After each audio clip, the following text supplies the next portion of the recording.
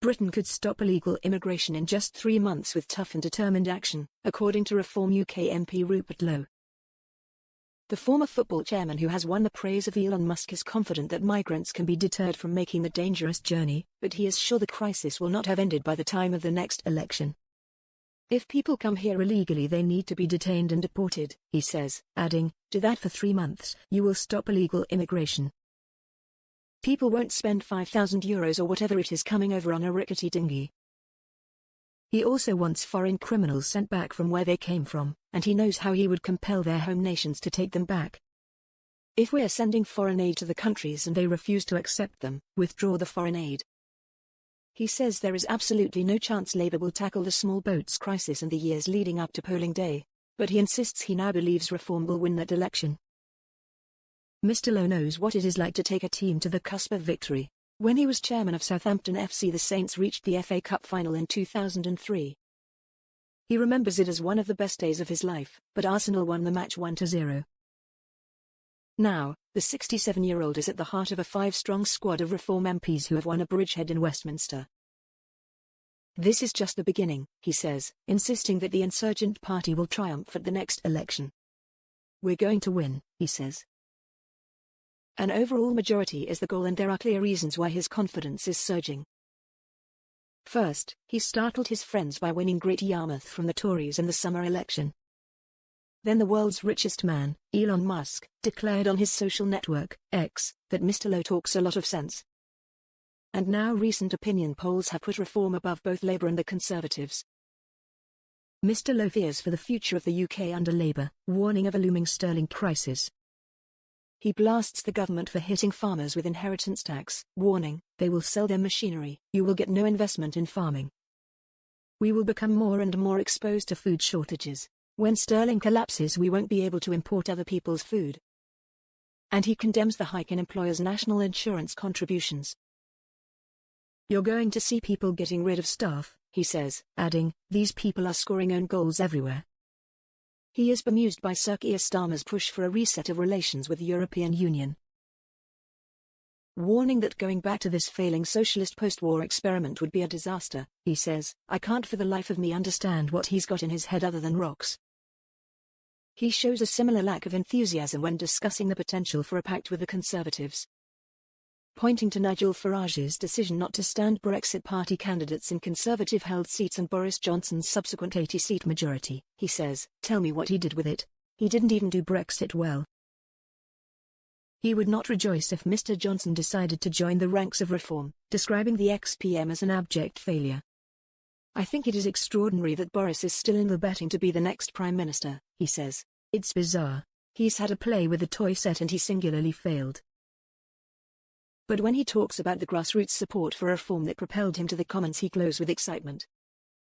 We've got to encourage the population to start challenging all of the fetters and the oppression that is being put upon them by people who are supposed to be serving them, he says.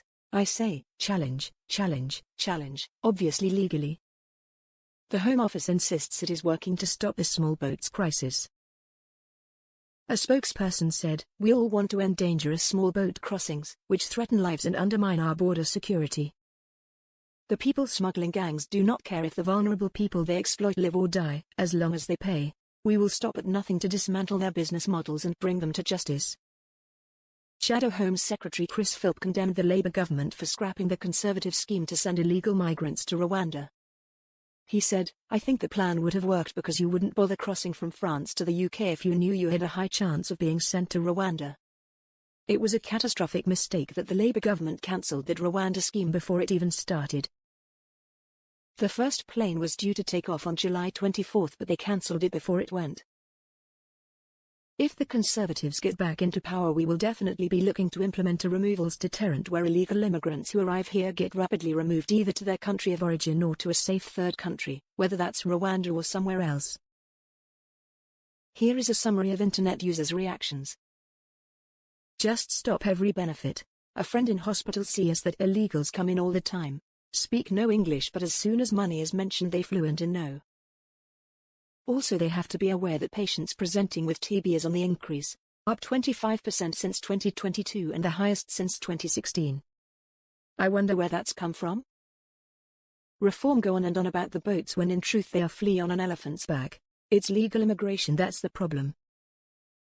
Robert is a good guy, but Kemi has put forward a more complete plan which covers all immigration, not pin prices. When will the government start looking after us, their own people? We don't want a country full of people who are not of our culture in this country and don't want to integrate or contribute, but we have to accommodate and feed in this economic climate. It's just unfair. I want to live with my people who look like me, understand my culture and humor. Migrants are no different and we should help them to return to their homelands as President Trump is doing for his people. Our ancestors fought, suffered and built this country. Migrants should do the same in their countries before they impose on others. If human rights lawyer Keir Starmer hadn't overturned the government's decision to stop asylum seekers receiving benefits back in 2003, we wouldn't be having this massive immigration problem. And the billions of pounds that would have been saved could have funded our failing NHS and other services. Firstly, the majority who arrive by small boats are genuine asylum seekers. 77% of those who arrived had their claims granted in the year to June 2024. Secondly, there is no legal basis by which the UK can deport an asylum seekers without having their case heard. Thirdly, Labour are removing those who do not have the right to be here. Labour have removed more migrants from Britain in their first 6 months than in any other 6-month period over the past 5 years. This includes an overall increase in returns of 25% and an increase of 21% for foreign national offenders compared to the same period of 2023. The numbers arriving in small boats are just a drop in the ocean, excuse the pun, compared to those arriving perfectly legally through government-issued work, study, and family reunification permits, totaling over 1.1 million people in the latest official figures. Contrast this with the 40,000 or so irregular migrants. The numbers have rocketed post-Brexit, some fourfold, with the overwhelming vast majority being non-EU nationals. Watched an interview with Rupert Lowe and am very impressed.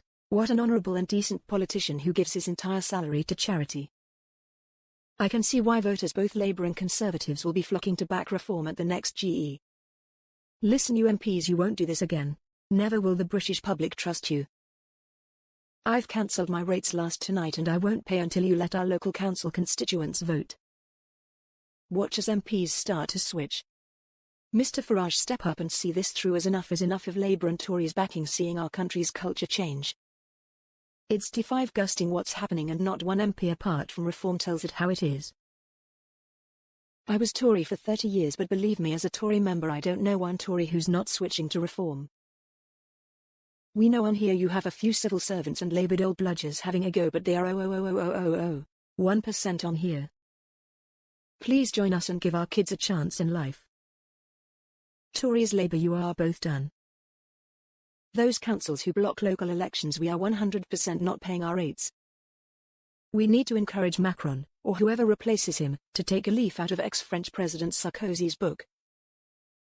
Ask the migrants if they want to legalise their presence there. If they say no, then he, or she, can deport them as illegal immigrants. That would reduce the numbers coming here and ease the pressure at the French borders, so it would be a win-win situation. We just got from a few days away in Kent. The smell of cannabis in Chatham area was dreadful, the air reeked of it. Also driving the area, the drivers smoking it, was a real worry. Awful. Not welcoming to say the least.